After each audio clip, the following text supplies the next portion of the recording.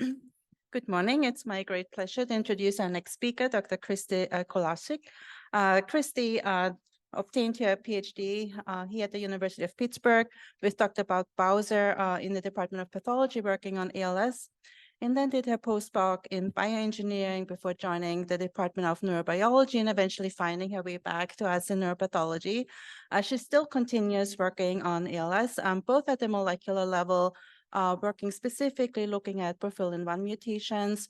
And for this work, she won the 2022 Pittsburgh Innovation Challenge Award, but she's also interested more in neuronal circuitry at the more clinical level, and I think that's what she's going to talk about today, and that's her main motivation to become an Oscar Scholar, to be more involved on the clinical side of both ALS and FTD. So looking forward to your presentation. All right, thank you so much, Julia. So I'm actually just going to give a little bit of specifics of some of the background that kind of led me to here. Julia gave a little bit of it, but I'll kind of highlight my path to get to here. So as Julia mentioned, I did my graduate training here in the School of Medicine, focused on cellular and molecular pathology with Bob Bowser. And I just highlight here, I was really inspired by Dr. Connor's talk, but I've did this preemptively, just highlighting some of the community-based work that I've also done throughout this time. So got involved with a local chapter of the ALS Association during my graduate work.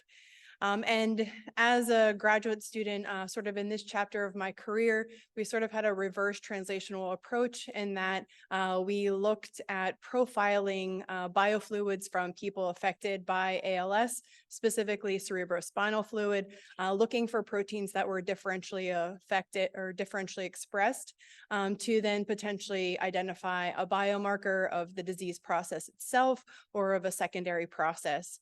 And so actually one of those proteins that was differentially expressed led us to the retinoic acid signaling pathway. And we looked in patient tissues to try to better understand the impact of these downstream effects. And in that work, again, looking at patient-based tissue, we saw a significant increase in the expression of a particular retinoic acid receptor. This is a nuclear receptor in tissue from sporadic ALS patients. And we further studied this in a motor neuron enriched cell culture system. And so these studies with an agonist of this particular nuclear receptor showed protection against different cell-based insults.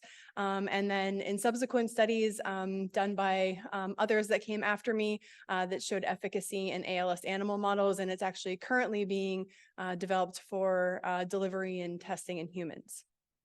And so as a graduate student, I also had some training in tissue engineering and regenerative medicine.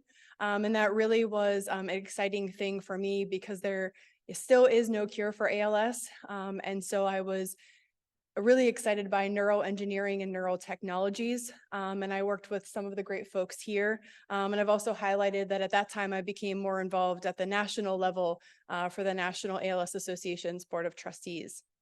But neurotechnologies were something that was really of interest because I felt like it could have an impact on people currently facing the disease. So this is a picture of Steve Gleason, a former player in the NFL, who's been quoted as saying, in the absence of a cure, technology is the answer. And so we know there are a lot of benefits for those that are progressively losing their motor function and potential interventions there. And so just as a very high level overview of neurotechnologies, we have these really multi-electrode hard metal arrays that are implanted into nervous system tissue to sort of harness the electrical signals released by neurons, potentially to control external devices like robotic arms. But the real problem here is that these are hard metal and they're not really friendly within the nervous system environment. So I was able to apply my background in cellular molecular pathology to this new direction to look at various different approaches to make these more clinically viable long-term solutions for people living with these sort of devastating conditions.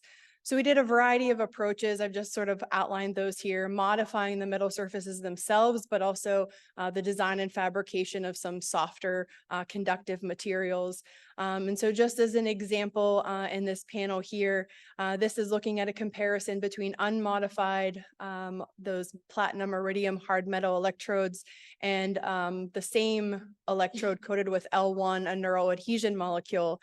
And in these images, I'll just focus you on this panel 3 here. The white is sort of where the actual electrode would have been if it was still in the tissue. It's been removed for sectioning, but we can see this marker of this neurofilament marker of neurons, and you can appreciate in this how there's many more neurons and neuronal axons that are in close proximity to this electrode. So at this electrode tissue interface, we were having some beneficial effects with these biomolecule coatings, and then some of the other things that we tried. And so this unique combination of skills led to the recruitment to the newly started Brain Institute at the time. And I was recruited to this hybrid position that was sort of linking 2 centers within the Brain Institute. So the Live Like Lou Center for ALS Research, as well as the Neurotechnology Center. And so in that first part, I served as sort of a program director leading the joint initiatives focused on assistive technology in ALS at that point, an as yet unexplored area, and was able to be a part of this roundtable discussion in 2015, which then led to the launch of an assistive technology challenge for those living with ALS. And I will say that this remains a funding priority for one of the major funders in the ALS space. And also we have done a lot of advocacy work as well to make sure that anyone with ALS retains their access to these assistive technologies should they be admitted to the hospital. But at the other part in this hybrid position was really getting some background in neuroanatomical tracing and mapping.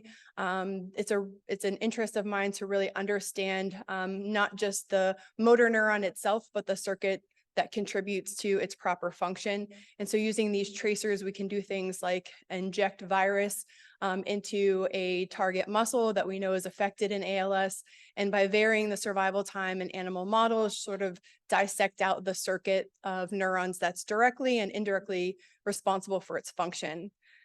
So what that looks like here in this animal model is injecting into a particular hind limb muscle, and then looking at the motor neurons in the spinal cord that are directly connected, and then second order in the brainstem, and then third order into the cortex, specifically the motor cortex, so we can understand the locations of these neurons contributing to the overall function of this muscle. And so that sort of has led into my independent research program, which is still young, but building and growing.